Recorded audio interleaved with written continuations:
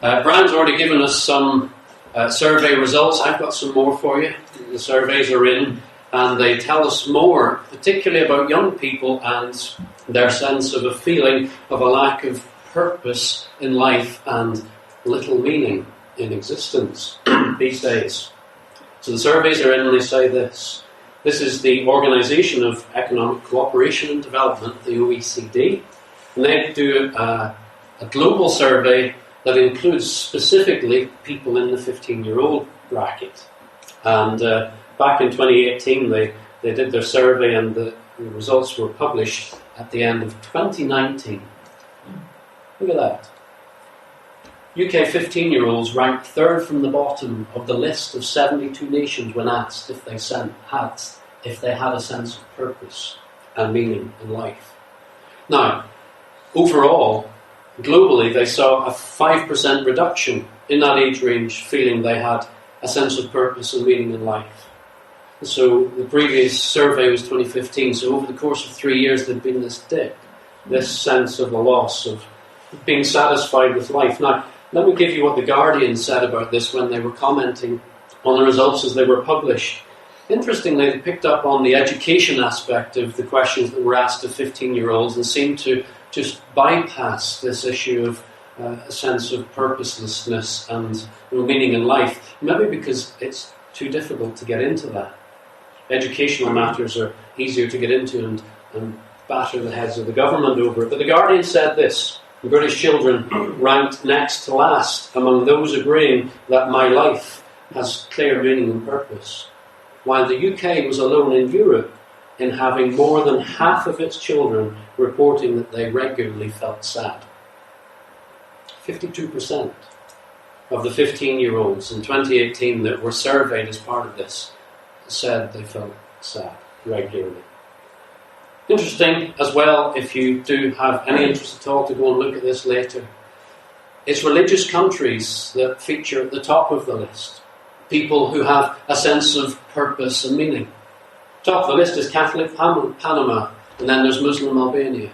And it's secular countries. Now, secular means that it's not connected with religious or spiritual matters, so that's been jettisoned from our thinking. The UK is a secular country, let's not kid ourselves anymore.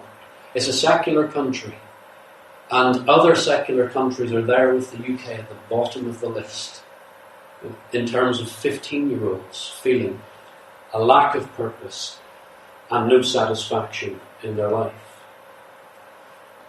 YouGov were tasked by Bernardo's to do a survey as well, just to find out the attitudes of young people.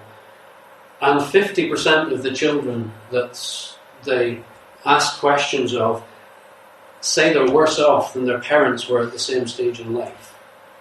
So in a generation, people are saying, oh, we're worse off. There were only 14% of respondents who said they felt life was better. That's a serious figure to consider.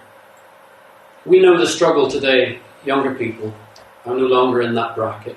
But we know the struggle it is for you coming through and you study and you don't often seem to step into the work that you've studied for. There's the struggle also to get onto the housing market ladder these days. And you put that alongside this sense that Brian's already shared with us that, well, humanity might be extinct in the next couple of decades. You put all that together and it sort of sucks a lot of the enjoyment out of life. The British Social Attitudes Survey, again in 2018, the last time this was done. This is interesting. 52 of the respondents in the UK said they're now totally unreligious. Now that was quite a jump from the previous time it happened, when it was in the high 30% region. Look at what the British Attitude Survey themselves say and comment about that. In this year's British Social Attitudes Report, we see a continuation of one of the most important trends in post-war history: the steady decline in religion and belief among the British public. This decline is not simply a private matter for individuals and families, but rather a trend with profound implications for our social norms as well as our public institutions. That's very observant of them. They say it's important, but they see that it's not just a private thing, which is how it's often put out there, but what is decided by the individual has an impact on social norms and public institutions. So we've got this sense, I think, from the various surveys we've consulted recently, that there is this sense of purposelessness and a lack of meaning in life that has come in mainly for the younger generation. What are the reasons for this? Naturalism and relativism. Now, there are other isms out there that I could have put on, but we don't have the time. Naturalism is that thinking that has prevailed in science now for over 100 years, that everything has come around and about through natural processes and through natural causes. There is no room anymore in scientific thinking for supernatural or for spiritual explanations. They're completely excluded and discounted. So you're going through an education system. I went through the education system, and this was the paradigm. This is what you were confronted with. Now, that concludes, naturalism concludes by its very nature that there is no purpose or meaning to our existence, because everything was a great big cosmic accident, and from nothing everything just is. There's no purpose and meaning to it. This is what Steven Weinberg, the Nobel laureate in the physics arena, said. The more the universe seems comprehensible, that does mean that we know more about the universe now than we ever have done. So science does take us deeper into it. The more the universe seems comprehensible, the more it seems pointless. What a place to end up. So you have these powers of exploration, but yet it just seems to suck any enjoyment out of what's life really all about. Relativism. What is relativism? Relativism is this thinking that there is no absolute truth or set of morality principles out there. So what you think is right is equally as valid as what I think is right. Now, that flows out of this naturalism, doesn't it? Because if there's no purpose and there's no meaning, then you end up with this thing, well, I can believe whatever I like and you can believe whatever you like. And today everybody says, well, we should get on and just accept that everybody accepts whatever they want to believe is true. But we know that doesn't work. And then you're a young person growing up in that environment where you're told, really, there isn't any truth. What's that going to do to your mind? And your sense of purposelessness is just going to be overwhelming. I suggest the way scientific endeavour has gone and the philosophies that flow out of that, I'm not saying they've just appeared on the horizon and they've come at us rapidly. They've been around for a long time. But in the recent past, they really have taken control of our thinking. It sucks this enjoyment out of life. It results in fear. Humanity, all of us, we know that life continues. Its relentless cycle with little change, even with advances in technology and scientific discovery. We're born and we die, and in between there's all sorts of stuff. Life is difficult to make sense of. From the oldest to the youngest in the room, life is difficult to understand. Life doesn't really seem to improve that much. The pursuit of wealth and knowledge and career and status and pleasure really have little meaning when we're staring death in the face. And we're forgotten very quickly once we're gone. Hopeless. No meaning. Purposelessness. You know, the Bible speaks right into this. The book of Ecclesiastes, one of the most difficult books in our Bibles to get into and to, whoa, what is going on here, is there for this very reason.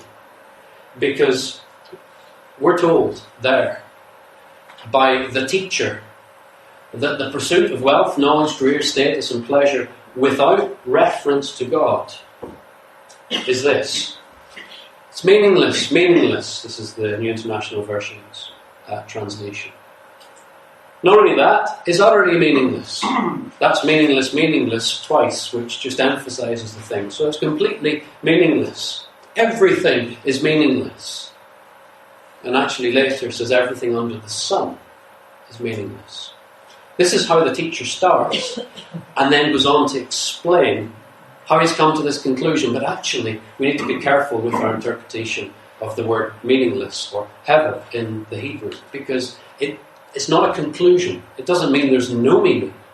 It's a very difficult word to translate that actually has something else to it. It means that really life is difficult to grasp. It's like smoke. You see smoke and it seems to have substance, but when you get close to it and you would almost take hold of it, then you realise there's nothing. That's what the writer, the contributor to the scriptures in the book of Ecclesiastes is telling us. That what seems to have substance, when we get close to it, actually it doesn't. That seems to be a repeated thing through life. And it's made all the worse if God has no part in our thinking. Now we've already thought about people saying that they're totally unreligious and the problems that brings. Life is difficult to make sense of. It is. Leave God out of our lives and we struggle all the more to grasp what life might be about. So, we get to the end of the book of Ecclesiastes, and here's a sort of summary statement. Remember your Creator in the days of your youth. Why does the teacher speak to the young people? Because here the teacher is saying, look, if you grasp this when you're young, and you remember that you were created by a Creator, which brings all sorts of implications to you instantly. I.e., that if somebody made something, they've made it with an intention. And if you have been made, the maker of you has done that with intention. There's purpose and there's meaning. Remember your Creator in the days of your youth. Get that, and you can hold on to that, and you can take hold of that through life. The Bible tells us that we are created for God's glory. It takes us back to Genesis chapter 1, chapter 2. We've already been there. Humanity created in the image of God for His glory. To do what? To rule over this creation that we're part of on His behalf. So we get delegated authority. There's nothing that brings fulfillment than you know what it is that you're to do with your life. Anybody who's in the workplace or you're given a task at school or college or whatever it is, if you're not told what to do, you feel, well, what's the point? But once you know what it is you're going at, then you get to it. Secondly, God made us in His image that we might interact relationally with Him and with one another in meaningful ways. We're looking at a society now which is so individualistic that we're ripping that out. And the third thing is that God intended for us to work meaningfully in this creation. Brian's already taken us to Genesis 2:15. He put the man in the garden, that He would take care of it. Purposeful work, without pain and suffering. But that would soon be shattered, because those first humans would turn away from God. We don't need God. We turn away from God, and that's sin. And all of the brokenness and frustration, death, judgment that comes as a consequence. So remember your Creator in the days of your youth. That brings some purpose and meaning. And then just really towards the end of the book of Ecclesiastes we get this, and this is for all of us. And I must say that if you're an older person and you've not remembered your Creator from the days of your youth, you can start now. It doesn't just apply to young people. But this applies to us all. Here's the summary statement of the man who has tried to pursue all sorts of meaning and purpose in life and finds that there's never anything to hold on to. It's all meaningless. He says, this is the summary: fear God and keep His commandments, for this is the duty of all mankind. Oh, I don't like that. Being told what to do. Actually, being told what to do by the God who made it all brings you into the greatest of fulfillment. For God will bring every deed into judgment. That's important as well. God has said that He will judge us for all that we do and all that we don't do, including every hidden thing, whether it be good or evil. So here's the antidote that helps us preserve this sense of to preserve the sense of purpose and meaning in life, is to remember that we've been made by gloriously good God with a purpose and meaning. And he tells us all about that in here. And he instructs us, revere him, honour him, and keep his commandments, do that which he has said. And that gives us purpose and meaning in life. Jesus himself stepped into humanity. Here is God the Son stepping into humanity to bring God's purpose to us. And he says, I've come that they may have life and have it to the full. Christian's life, somebody who's trusting in who God is and what God has done for them, steps into a life with him, with all sorts of purpose and meaning. And we can share that. I'm going to share Brian's encouragement again. We can share that with people who have a sense of hopelessness. What's my life all about? See what God has to say about it. And then this, Ephesians 2, famous verses from verse 8 through to verse 10. Verse 8 says, we're saved by faith, and that's the gift of God. And then it goes on to say why God has done that. We are God's handiwork, created in Christ Jesus to do good works, which God prepared in advance for us to do. God has already given us a life to step into. And he tells us all about it here. It's in here. God in his grace has given us his word. Fear God and keep his commandments. Do you notice in this, we're created in Christ Jesus to do good works? In the beginning, the creation was good. It was very good. We turned away from God. We don't need God anymore. We see that every single day. But God comes and he says, look, I'll start over again with you. 2 Corinthians 5 and 17. If anyone is in Christ, he is a new creation. God is starting his new creation work.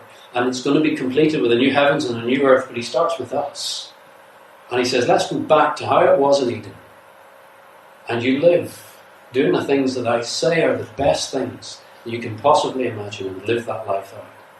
That's preserving a sense of purpose and meaning.